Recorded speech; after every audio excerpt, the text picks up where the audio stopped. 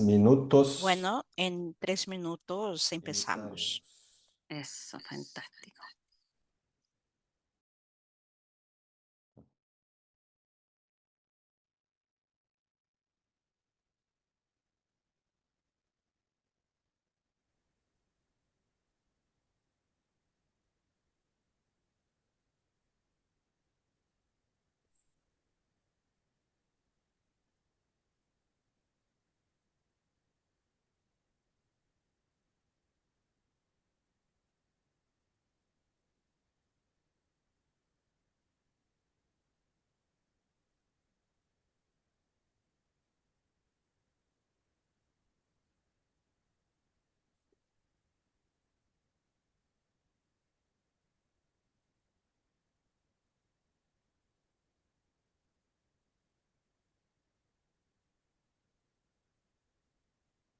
Más 2 minutos.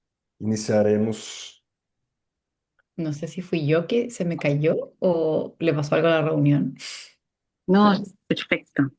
Todo bien, Fernanda. Ah, ya. Todo muy bien. No sé si tú te habías metido alguna vez a estas reuniones, Fernanda, o no. No, o una vez, ¿No? pero hace mucho tiempo. Estaba, creo que en tercero de la beca cuando todavía no entraba a trabajar a la FALP, el 2022. Ay, ¿hace tanto tiempo lo están haciendo, Karin, estas reuniones? Ahí me parece que presentó la Cari, me acuerdo, y alguien de Argentina, pero fue hace mucho tiempo. Sí, no, Sí, lo estaban haciendo no, hace mucho, O ¿cierto? quizás era estas otra cosa. reuniones, Más 1 minuto. perfecto, estas reuniones tienen ya 20 años, María José. Ah, ¿de casos Ande. clínicos? Sí, de casos clínicos. Bueno, un poco menos, considerando el internet, pero, pero hay muchos años grabados, muchos. Y Mira, mensual. impresionante.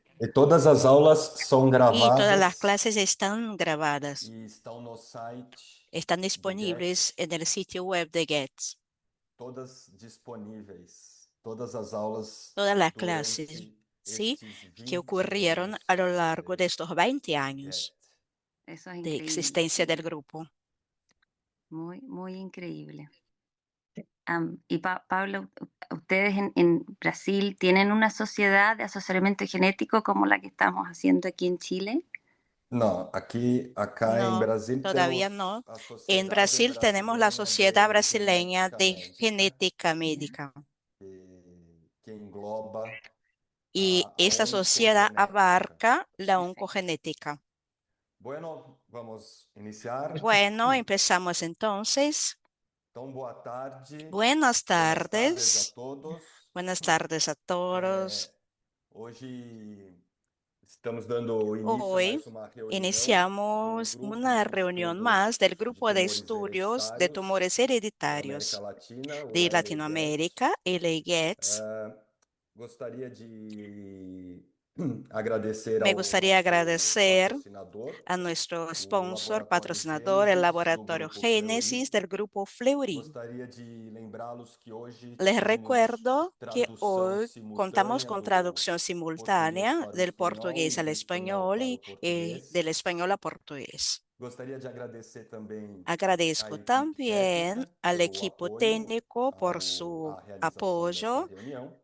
a esta reunión. E hoje teremos aqui como Y hoy nossa palestrante, nuestra discutindo alguns ponente casos va a clínicos, debatir unos casos a doutora clínicos y será Fernanda la doctora Martim, Fernanda Martín. que é geneticista Ella clínica es na genetista unidade clínica de en la unidad aconselhamento de genético asesoramiento genético oncológico na oncológico Fundação en la Arturo Lopes Fundación Arturo Pérez, López em Pérez, Santiago do que Chile. está ubicada en Santiago de Chile. Ela é Master of Science in Es Master Precision of Cancer Science Medicine en pela Cancer University of Medicine por la Oxford, Universidade de Oxford. Universidad de Temos também aqui Oxford. com a gente a También doutora Karen estamos con la doctora Álvares, que é Karen coordenadora Álvarez, do que es la Serviço de coordinadora Assessoramento del Servicio de Genético da Asesoramiento Universidade de Los Genético de la Angeles, Universidad em Santiago do de Chile, Los e a Andes, enfermeira Marília Santiago de Chile, y la Molins, que enfermera María também Mullins.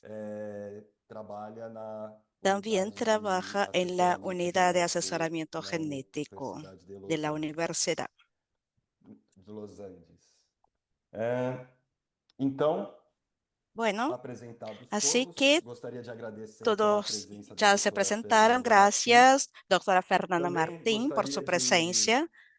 agradecer También a agradezco Sotiago, que é a a Sociedade Sotiago, Chilena la Sociedad Chilena de de Assessoramento Asesoramiento Genético Genético-Oncológico, Oncológico. que em breve também teremos aí Próximamente vamos a tener congresso, también da un Sotiago congreso, ¿no?, de em Sotiago outubro, que va a doutora ocurrir Karen? en octubre, Se não ¿no? me falha a Doctora memória. Karen, si no me equivoco. Muito obrigado, doutora Muchas Fernanda. gracias, Se doctora puder compartilhar a Fernanda. sua aula, Puede fique compartir pantalla à si vontade. quiere.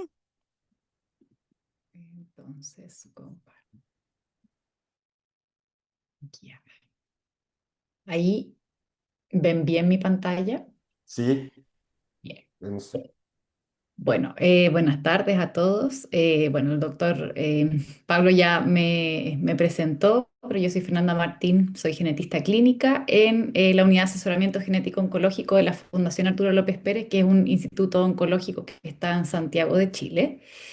Y hoy día para esta reunión traigo dos casos clínicos, uno que nos tiene como un poco entrampados como equipo clínico a cómo seguir de aquí en adelante, así que por eso lo traigo para escuchar sus opiniones y cómo seguir en este caso. Y otro caso clínico, que es un caso clínico de hematología, que es un poco para contar cómo ha sido la odisea diagnóstica que vemos o que estamos viendo que nos va a ocurrir frecuentemente en esta área del asesoramiento genético. Entonces, el primer caso clínico se llama variante heterocigota en NTHL1. Y este caso clínico se trata de un hombre de 64 años, un hombre solamente con antecedentes mórbidos de hipertensión y obesidad, que había sido operado de un menisco y de síndrome de túnel carpiano, que toma fármacos para sus patologías crónicas y fumador, pero no gran fumador y ya suspendido. Y este hombre sí tiene una historia oncológica bastante extensa. Entonces él a sus 58 años lo diagnosticaron con un cáncer de próstata, que fue operado en el año 2019. Y luego en el año 2024, durante el seguimiento de su cáncer de próstata, fue diagnosticado con otros primarios, con un cáncer de colon y con un cáncer de vejiga, cada uno primarios por sí solos y no metástasis de su cáncer de próstata. Y para esos cánceres, bueno, tuvo una resección de su cáncer de colon y también tenía él unas adenopatías retroperitoneales que eran sospechosas, que resecaron también en esa cirugía y que luego biopsiaron. Y además se le hizo una RTV para el tratamiento de su cáncer de vejiga e instilaciones con BCG dentro de ese mismo tratamiento. Y resultó que la resección de este tumor retroperitoneal o adenopatías retroperitoneales que él tenía, en la biopsia se diagnosticó que también tenía un linfoma folicular, etapa 4, tenía metástasis óseas, también a sus 63 años, y esto sería ya un cuarto primario en el paciente. Y para este cáncer el paciente está en seguimiento, no se indicó inmunoterapia, dado que estaba en tratamiento con la BCG para su cáncer de vejiga. Y en este contexto fue que el hematólogo lo derivó a la unidad de asesoramiento genético oncológico tras todos estos diagnósticos de cáncer. En cuanto a sus biopsias, bueno, su cáncer de próstata era un cáncer de próstata Gleason 6, no de alto riesgo. Tenía un carcinoma papilar de células transicionales en su vejiga, o sea, un cáncer de urotelio. En su biopsia de colon, él tenía un adenocarcinoma tubular moderadamente diferenciado que no tenía alteraciones de las proteínas de la vía de reparación de mismatch repair, estaban todas intactas. Y en la biopsia del linfonodo tenía su linfoma folicular nodular difuso grado 1. Y él además, en la única colonoscopía de la que tenemos registro, tenía 2 pólipos hiperplásicos en recto. Y en la historia familiar de este paciente, él destaca que su familia nuclear habían bastantes casos de diagnósticos de cáncer, pero todos a edades, entre comillas, avanzadas, después de los 50 años.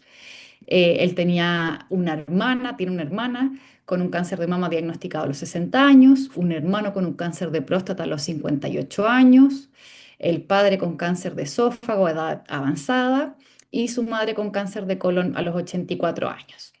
Y además tiene otros 5 hermanos que no han tenido diagnósticos de cáncer y no había consanguinidad en esta familia.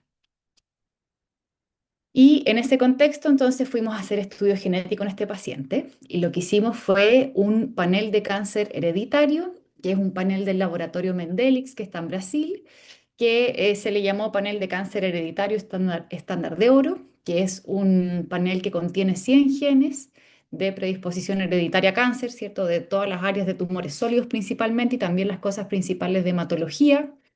Y en este panel, el paciente, bueno, salió de buena calidad su estudio de secuenciación, no hubieron problemas técnicos, tenía en el fondo, un buen número promedio de veces que se leyó cada base y también el 99,9% del panel cubierto con más de 20 por.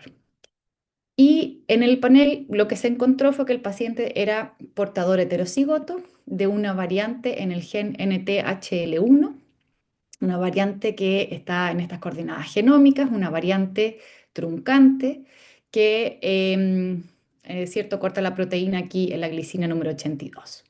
Y esta variante el paciente la tenía en heterocigosis en una de las copias del gen, con un 46% de frecuencia alélica. Y esta variante está clasificada como patogénica por este laboratorio y vamos a ver también que por la mayoría de los laboratorios. Y esta variante, bueno, es conocida también en otro transcrito del gen como la variante P-glicina 90 también y no 82. Y este gen NTHL1 es un gen que desde el año 2015 se conoce por estar asociado a una condición que sería el síndrome de predisposición tumoral a NTHL1, que está dentro de las poliposis colónicas. Este gen, cuando tiene variantes en homocigosis, porque es una condición que se hereda de forma autosómica recesiva, produce un aumento de riesgo de cáncer de colon, de cáncer de mama y de poliposis de colon en la vida, de pólipos adenomatosos, hiperplásicos y cerrados. Y también se ha descrito como un síndrome que produce un fenotipo multitumor, una cosa así como síndrome Li-Fraumeni-like. Y se han descrito pacientes con cáncer de endometrio, cáncer de urotelio de la vejiga, meningiomas, tumores de cerebro, cáncer de piel vasocelular, cánceres escamosos de cabeza y cuello y neoplasias hematológicas, y próstata también está dentro del espectro que está dando vuelta a los pacientes descritos. Y el riesgo de cáncer en la vida en estos individuos es entre más o menos un 35 a un 78%. Y este síndrome, como decía, se hereda de manera autosómica recesiva y como dentro de la estructura en el fondo de que uno va dividiendo los síndromes por sistema, estaría ubicado dentro de las poliposis colónicas, daría un cuadro que se supone que es similar al de la poliposis adenomatosa atenuada por el gen MUTI, que también es de herencia autosómica recesiva. Y aquí, como está descrito en el fondo en OMIM, es un gen de herencia autosómica recesiva que puede dar aumento de riesgo de múltiples carcinomas, dentro de los cuales están descritos el cáncer de colon, el cáncer de vejiga, bueno, de mama, endometrio, piel y meningioma. Y generalmente estos carcinomas tienden a desarrollarse en la vida adulta y suelen desarrollarse múltiples también. Y lo otro es que, bueno, están descritos también casos donde, a pesar de que este gen está como dentro de las poliposis, hay hartos casos reportados donde hay pacientes que tienen menos de 10 pólipos en su vida, que es lo que define, ¿cierto?, como el riesgo de que una persona tenga una poliposis genética. Es una condición que es de prevalencia desconocida, está descrita muy recientemente, pero se estima que alrededor sería de 1 en 114.000 individuos en base a la frecuencia de los portadores que hay en las bases de datos. Y los diagnósticos diferenciales principales de esta condición son otras poliposis en el fondo colónicas o otros síndromes de predisposición hereditaria a cáncer de colon no polipósico, como el síndrome de Lynch, o también otras condiciones que dan como multicáncer, que incluyan, por ejemplo, el cáncer de mama, de endometrio, el cáncer de colon como PET-10, Peutz-Jeghers o Li-Fraumeni. Y todos estos genes de todas estas condiciones están dentro de, en el fondo, el panel que le hicimos a este paciente. Incluso también, por ejemplo, la de lesión del promotor de GREM1, que también genera una poliposis. Y la variante que se encontró en este paciente en particular era una variante que es una variante truncante, que es el mecanismo de enfermedad descrito para este gen NTHL1. Es una variante que en ClinVar ya tiene 37 registros y que ha sido descrita como patogénica desde el año 2018. Tenía solamente una descripción como BUS en el año 2017. Es conocida como Q82 o Q90 más frecuentemente y ha sido observada en individuos con múltiples pólipos colónicos y con cáncer de colon. También a destacar, esta es una variante que es una variante dentro de todo común en la población. En población finlandesa, por ejemplo, tiene una frecuencia poblacional de hasta 0,46%. Y nosotros en nuestro propio registro de la Fundación Arturo López Pérez, que tenemos desde el año 2016 y desde el año 2022 mucho más sistematizado, tenemos 5 portadores de variantes en NTHL1 de 1.700 estudios.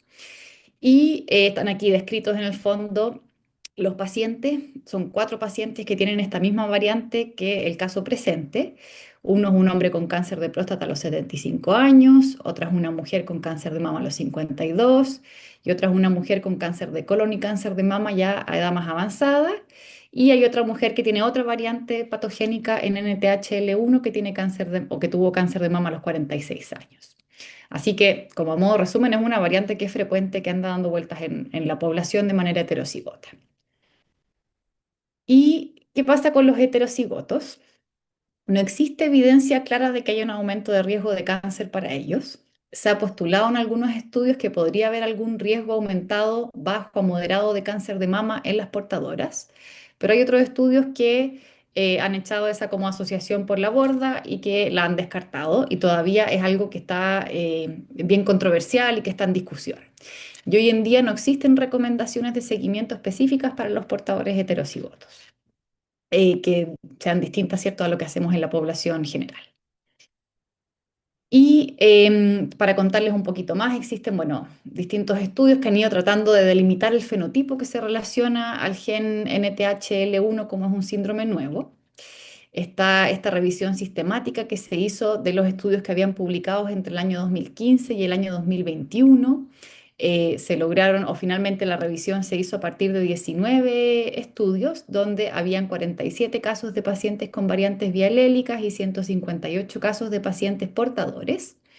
En los pacientes que eran homocigotos, había un alto porcentaje de pacientes, el 95%, que tenían adenomas colorectales, de los que estaban estudiados con colonoscopía. Un 49% de los pacientes había tenido cáncer de colon y de las mujeres, un 55% de las estudiadas tenían también cáncer de mama y un 27% cánceres ginecológicos. Así que un síndrome dentro de todo de alta predisposición a estos cánceres. Y para los pacientes que tenían una sola variante, para los monoalélicos o portadores, ahí también de los que estaban estudiados con colonoscopía, había una alta en el fondo prevalencia de pacientes con adenomas del colon. En estas cohortes, en el fondo de estos estudios, un 18% de los pacientes portadores tenían cáncer de colon, un 49% de las mujeres cáncer de mama. De todas maneras, esto cierto está sesgado porque estos son los casos de portadores con fenotipo descrito. Obviamente hay muchísimos casos más de pacientes portadores que no está descrito el fenotipo, como los que están, por ejemplo, en la base de datos de NOMA. Y también hay otros estudios. Aquí hay un estudio español, en el fondo, que quiso hacer un poco, en vez de ir a buscar a las personas que ya tenían en el fondo las mutaciones en NTHL1, ir a ver de las personas con cáncer de colon o de las personas con múltiples cánceres o con poliposis, a cuántos les encontramos variantes en NTHL1. Y, y aquí lo que se hizo fue tomar 3 cohortes, una cohorte de 312 pacientes con múltiples cánceres, una cohorte de 488 pacientes con cáncer de colon no polipósico y otra de 96 pacientes con pólipos cerrados e hiperplásicos. Y lo que vieron fue que solamente había un caso de un paciente con variante bialélica en NTHL1 en cáncer de colon no polipósico. Así que ellos concluyen en el fondo que es de rara igual ocurrencia que esta sea la causa del cáncer en estos pacientes. Y en este estudio también se encontraron 5 pacientes que eran portadores de variantes monoalélicas, todos ellos con cáncer de colon.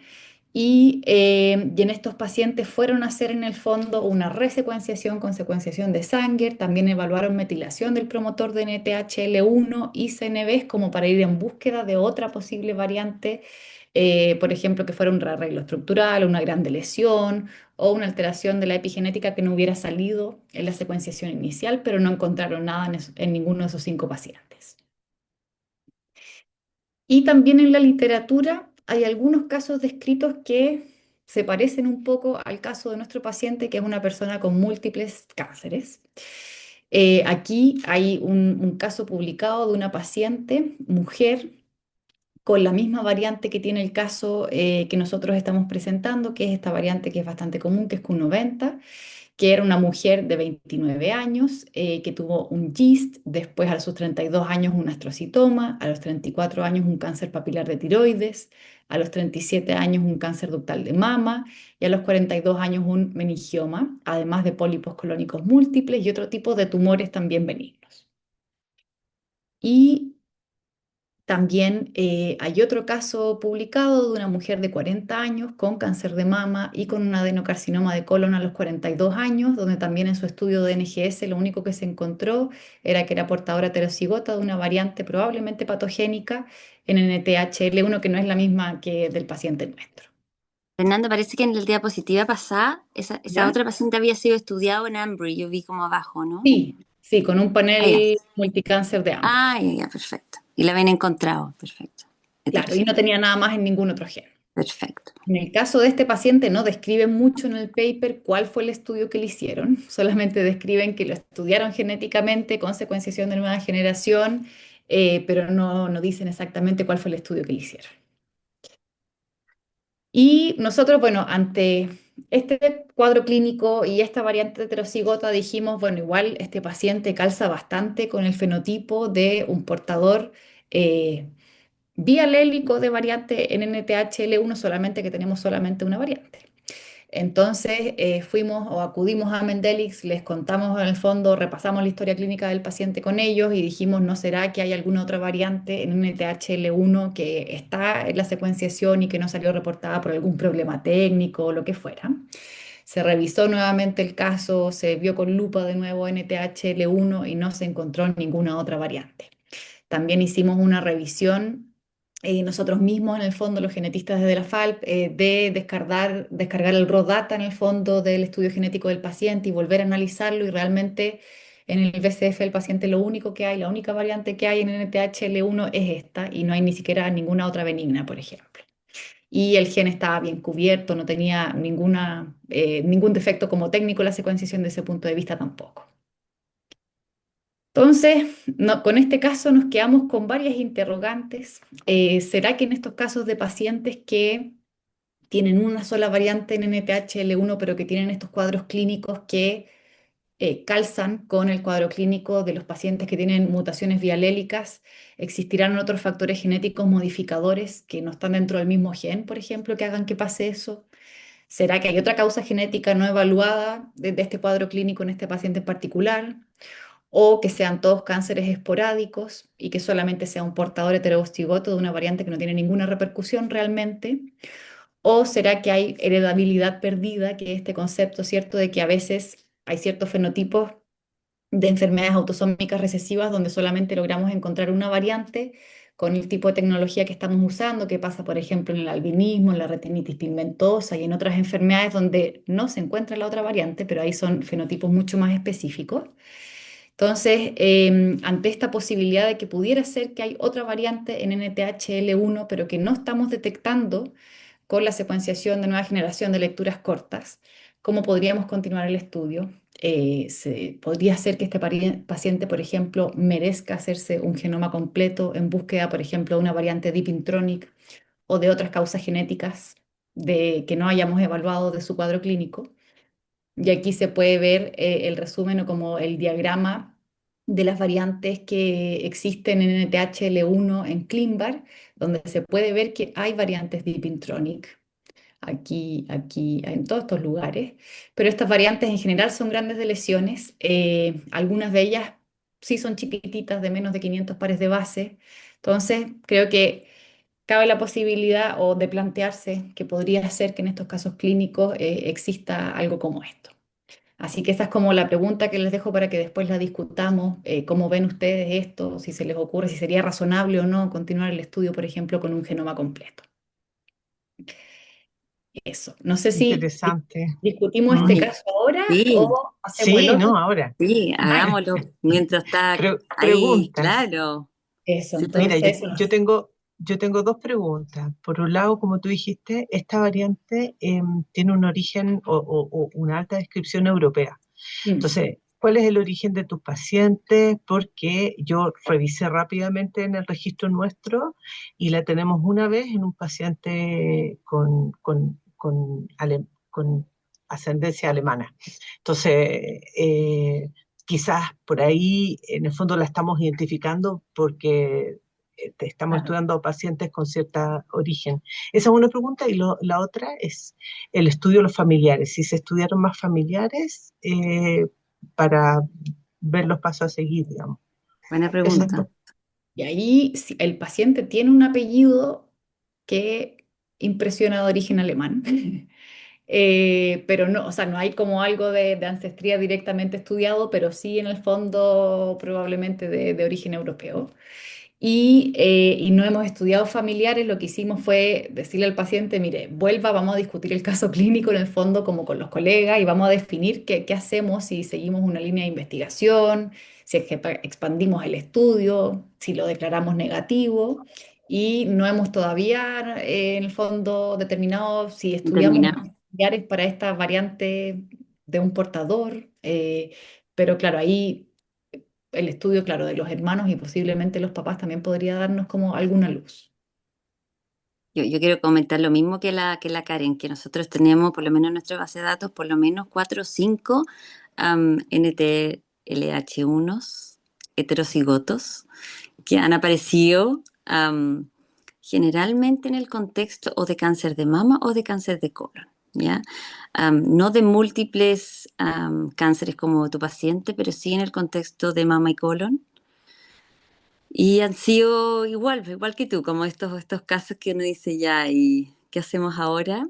Am, ¿Tiene que ver o no tiene que ver? tiene que Porque, ver. por ejemplo, en la paciente que habíamos visto antes que tenía cáncer de mama y de colon, dijimos, bueno, ya es portadora heterocigota, démosle un informe de carrier o de portadora. Exacto, eso es más fácil, te Y en fijas. este paciente con estos 4 cánceres primarios fue como chuta.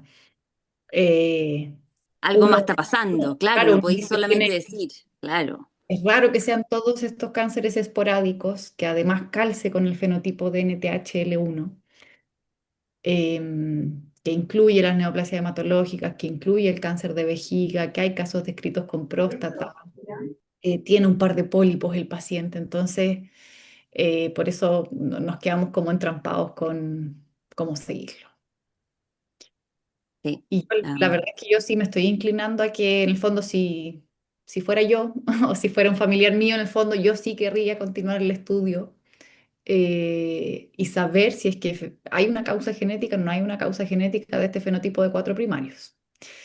Entonces, en ese sentido, creo que para mí sí estaría justificado ir a hacer un estudio lo más completo posible, de En el evaluar causas. fondo, y ese próximo paso, en el fondo, Fernanda, yo desconozco, nunca he tomado ese próximo paso con un paciente en cáncer.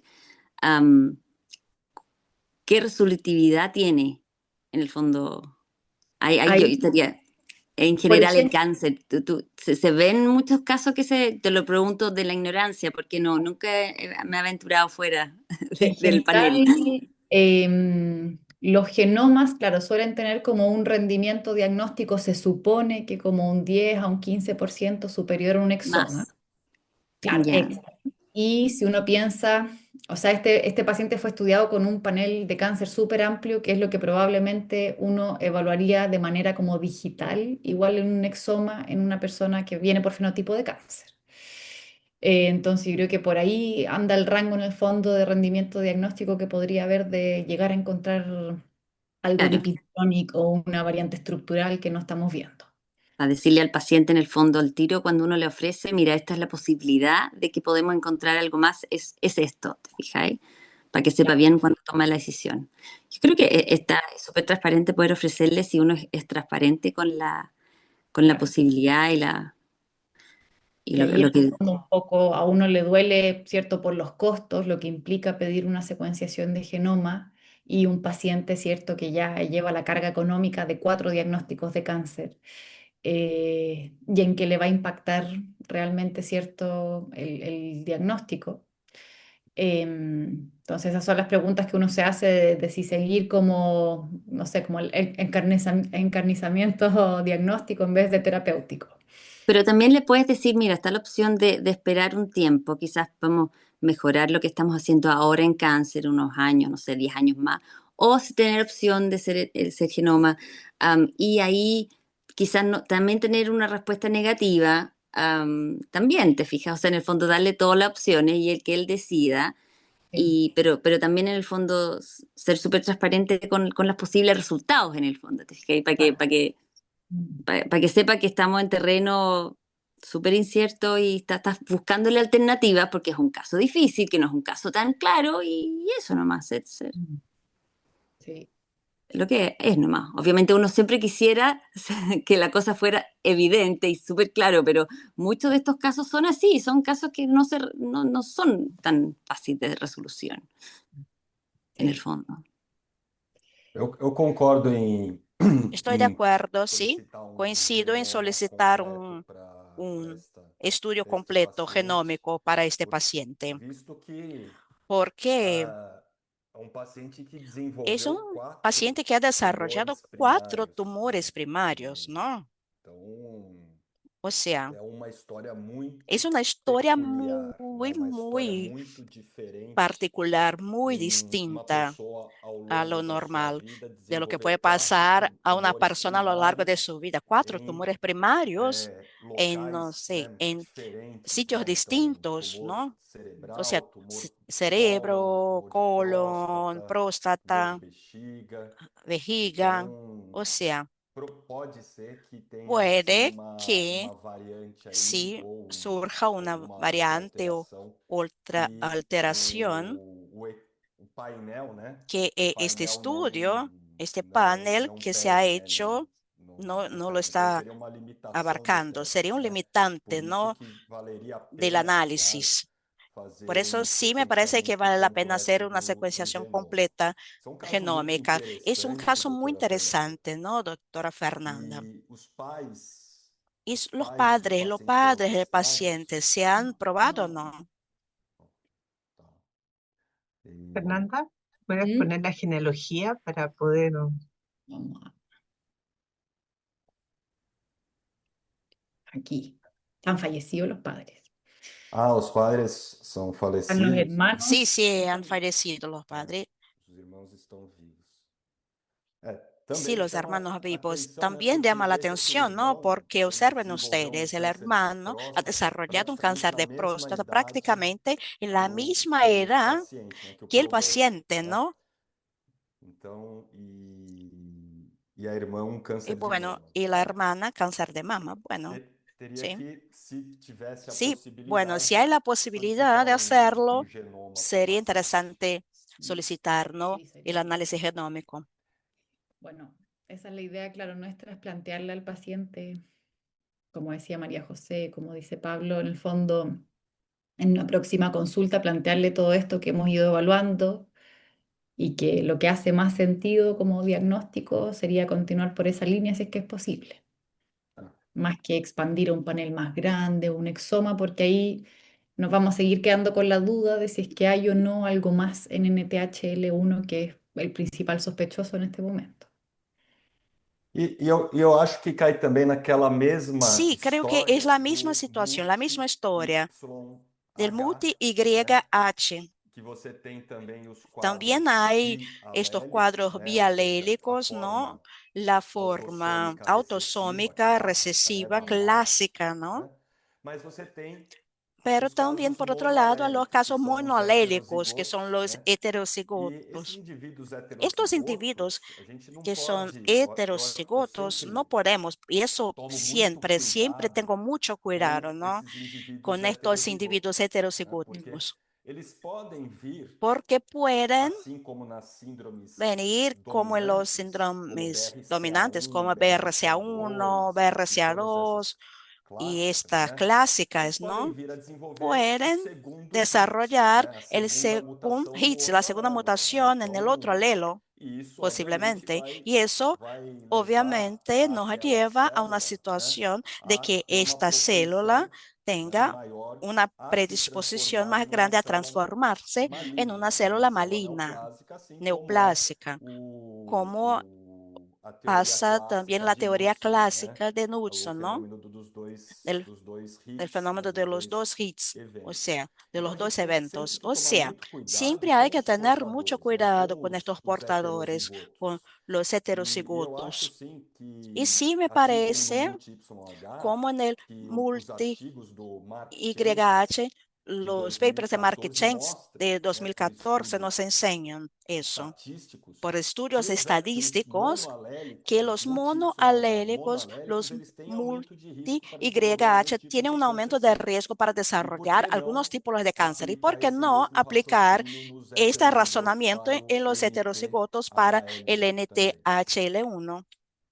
Sí, de hecho aquí en uno de estos estudios en donde se describe que podría haber un riesgo aumentado de cáncer de mama en las portadoras, había un caso descrito así de un segundo hit somático en MUTI, o sea, perdón, en NTHL1 también en una mujer portadora heterocigota. O sea que ahí habría actuado como el driver en ese caso. Mm. Y aquí, claro, con MUTI... ahí me es más fácil a veces, por ejemplo, em, a pesar, cierto, de que hay personas que a veces tienen pólipos y que son portadores heterocigotos de MUTI. MUTI es de una frecuencia aún mayor, no sé, un 1, un 2% de la población van a ser portadores.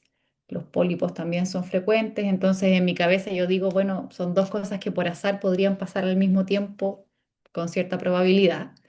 Pero aquí ser portador, claro, de NTHL1 es más infrecuente y tener cuatro primarios es más infrecuente. Entonces, por eso pienso que tiene que haber como una causa genética detrás. Claro. De acuerdo, Fernanda. Yo por mi parte complementaría con el estudio de los familiares y también, si pudiera, antes de ir a genoma, haría estudio de los tumores, porque NTHL1 tiene una firma característica también, ¿no es cierto?, al trabajar en excisión de base y todo eso. Entonces, podría ser parte, digamos, de entender todo el proceso. Claro, aquí en este artículo describían, claro, eso que dice Karin, que hay una firma mutacional característica. Perfecto. Muchas gracias por sus comentarios.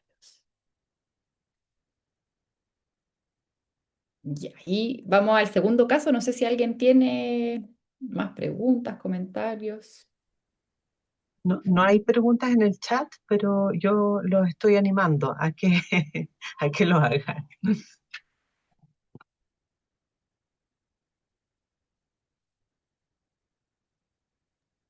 Dale nomás, Fernanda, con el segundo caso. Entonces, el segundo caso, perdón.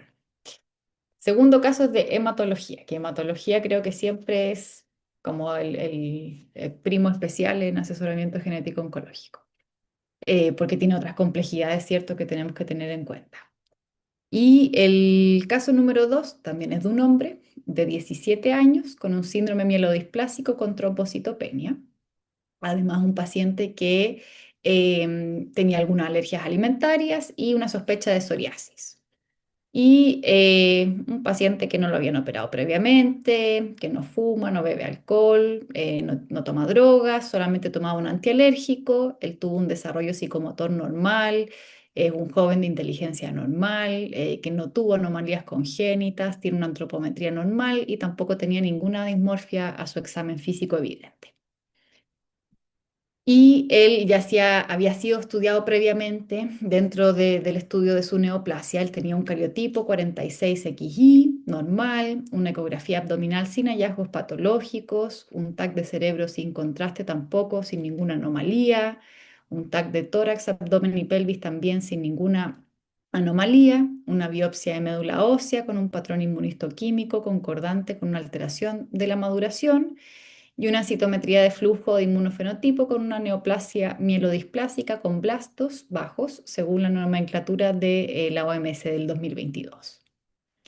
Y este paciente también, dentro de su estudio de su cáncer hematológico, se había realizado un estudio somático de neoplasias mieloides. Y se hizo él un panel de leucemia mieloide, de Celemix, que había tenido un resultado negativo. No se encontró ninguna variante en el panel.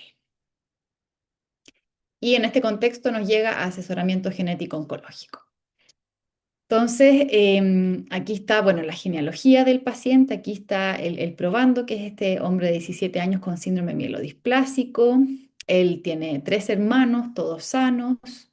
Dentro de la familia extendida destacaba solamente una tía por el lado materno, que ella tenía un trastorno inmunoneurológico en estudio, pero que la mamá no supo describir con un diagnóstico conciso.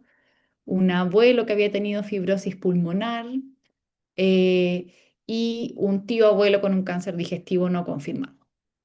Y por el lado de su padre, había un tío que falleció de una sepsis, pero en contexto de un accidente y de otras cosas que no tenían que ver como con la inmunología de él, una prima con pubertad precoz y abuelos con patologías crónicas. Pero no habían en la familia personas ni con anomalías congénitas, ni fibrosis pulmonar, ni alteraciones inmunológicas u otras personas aparte de esta tía como diagnosticadas, alteraciones cutáneas, cirrosis, ataxia, hipoacusia, convulsiones o problemas endocrinológicos, que es en lo que uno piensa en las neoplasias mieloides, que podrían ser un cuadro de tipo sindrómico, por ejemplo, todos estos síndromes de la inestabilidad cromosómica, que suelen acompañarse de estas otras características. Tampoco había consanguinidad en la familia que nos apuntara, por ejemplo, a alguna condición recesiva. Pero a pesar de que en el fondo no hay sospecha de un cuadro sindrómico en este paciente y él tenía su estudio somático negativo, hoy en día, ¿cierto? Está indicado igual el estudio germinal de todos los pacientes menores de 50 años con síndromes mielodisplásicos o con leucemias mieloides agudas. Entonces, en ese contexto, dijimos, vamos a estudiar igual a este paciente pensando en alguna condición germinal. Y lo que hicimos fue solicitarle un exoma completo con análisis de CNV y ADN mitocondrial, dado que el panel al que nosotros tenemos acceso es un panel que no resulta como 100% completo para evaluar las neoplasias mieloides, como la mayoría de los paneles comerciales que andan dando vueltas, que en general hematología están los genes como principales, pero el resto no están. Entonces, por eso nos inclinamos hacia el lado de un exoma, que es lo que teníamos a mano. Y en este caso, en este paciente, pudimos hacer solamente una muestra de sangre en papel filtro. No en hematología, cierto que lo óptimo sería, por ejemplo, pedir DNA de fibroblastos cultivados, pero que en Chile el acceso a eso es extremadamente limitado. Entonces hicimos, bueno, la solicitud del exoma, no con muchos HPO, ¿cierto? Que son los códigos con los que pedimos el exoma, que describimos el fenotipo del paciente. Aquí el paciente era un paciente, en el fondo un joven sano, aparte de su síndrome mielodisplásico y su leucemia. Y el resultado del estudio fue positivo y se encontraron varias alteraciones. Por eso puse aquí esta como caja de sorpresas, porque salieron muchas cosas del resultado del exoma. Y lo que se encontró fueron alteraciones cromosómicas o variantes de número de copias. Una, que era una pérdida intersticial de más o menos 1000 kilobases en el cromosoma en 21q22. Y este resultado, en el fondo, esta lesión había sido confirmada con MLPA y con array, y es una lesión que incluye parte del gen RUNX1, que es un gen que se relaciona con un trastorno plaquetario familiar con neoplasias mieloides. Y además de este hallazgo se encontraron 2 variantes de número de copias en mosaico, una que era una pérdida de aproximadamente 1.700 kilobases en XQ26, que estaba entre 0 y una copia, y una ganancia o una duplicación en mosaico porque estaba entre 2 y 3 copias de 77 megabases, o sea, súper grande, en 1P36. Y estas también fueron confirmadas por Array. Entonces, el análisis de estos resultados, ¿cierto? Teníamos que hacerlo con mucho cuidado, pensando en que este era un paciente que tenía una leucemia a la hora de hacerse el examen y que hicimos un examen de sangre. Entonces, todo lo que está dando vuelta en la sangre en hematología es una mezcla, ¿cierto?, de la parte germinal también con el tumor mismo. Así que hay que mirar con mucho cuidado estas variantes que se detectaron, serán germinales, serán somáticas, que tenemos que hacer para comprobarlo. Entonces, el laboratorio Centogen definió que estas variantes que habían de 1P36 y de XQ26, que eran en mosaico, probablemente son de origen somático. Y esta variante en el cromosoma X incluye un gen que se llama PHF6, que vamos a ver que es como el gen más relevante que está dentro de todos estos genes que están dentro de la deleción. Y por otra parte, la variante que se encontró, sí, como de manera heterocigota, por así decirlo, esta deleción, porque solamente se encontró como un solo de los alelos, o en el array en el fondo se determinó que había solamente una copia de este segmento cromosómico de 21q22. Esta es una variante que incluye los exones 1 y 2, perdón, del gen RUNX1, y además incluye otros 5 en el fondo genes que son principalmente codificadores de microRNAs o de RNAs largos no codificantes. Y esta variante que incluye al gen RUNX1 está catalogada como patogénica y que estaría relacionada con este trastorno plaquetario familiar con neoplasias mieloides asociadas a RUNX1.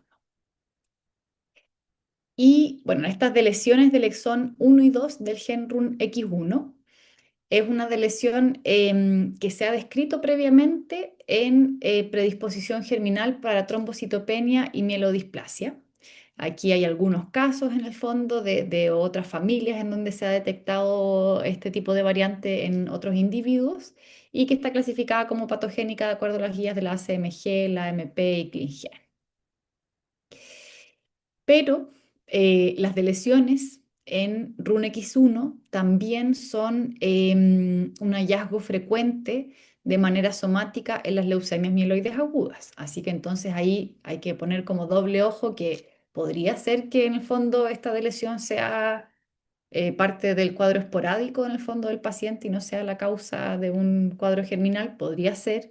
Sin embargo, la literatura lo que se describe es que la deleción de los exones 1 y 2 no está descrito en realidad a nivel somático, sino que a nivel somático lo que se describen son deleciones más de los exones 3 al 7 y que estos sí pueden causar tanto como patología germinal como patología somática o se ven en el somático. Así que desde ese punto de vista, en el fondo, la balanza se va inclinando hacia lo germinal, pensando en que la alteración también se encontró en el array en una de las copias. Y dentro de los hallazgos somáticos en este paciente habían estas otras dos variantes de número de copia que estaban en mosaicos. Esta que era del cromosoma X del brazo largo, que había una deleción que estaba entre 0 y 1 copias, que afecta 46 genes, incluyendo el gen PHF6, que es un gen que se ha descrito en el fondo como una alteración somática en los síndromes mielodisplásicos y las leucemias mieloides agudas. Y también esta deleción ya también ha sido descrita en ese contexto y se asocia a peor pronóstico en los pacientes que tienen leucemia mieloide aguda. Y las duplicaciones de el 1P36 también se han descrito en los síndromes mielodisplásicos y las leucemias mieloides agudas y en general forman parte como de los cariotipos, de todas las alteraciones como cariotípicas que pueden ocurrir en estas leucemias. Y es una deleción bastante grande que incluye 1081 genes, duplicación, perdón. Y también nos hicimos la pregunta de, ¿podría ser en el fondo que estas alteraciones que se encontraron en mosaico fueran una alteración germinal y que esté en mosaico la sangre del paciente, ya sea porque es un verdadero mosaico o porque por la leucemia ha habido una variación en el fondo en el número de las copias, pero la verdad es que las dos condiciones como germinales que se asocian a esta lesión en el cromosoma X que incluye el gen PHF6 o la duplicación del 1p36 son desórdenes multisistémicos con alteraciones importantes del desarrollo. En el caso de la duplicación del 1p36, es una condición en que generalmente los pacientes fallecen de manera temprana, que son pacientes con anomalías multisistémicas, dificultad respiratoria, hipotonía, cardiomiopatía, cosas que el paciente que estamos viendo no tiene. Y por otra parte, está en el fondo alteración del cromosoma X y del gen PHF6. También da una condición genética con discapacidad intelectual y con epilepsia que el paciente no tiene. Entonces, por ese lado, nos quedamos tranquilos en el fondo con esta descripción de que es una alteración en mosaico y que probablemente es somática, que además está descrita en el cuadro que el paciente tiene. Y en cuarto, al desorden de plaquetas familiar y mielodisplasia que se asocia al gen RUNX1. Esta es una condición que es autosómica dominante.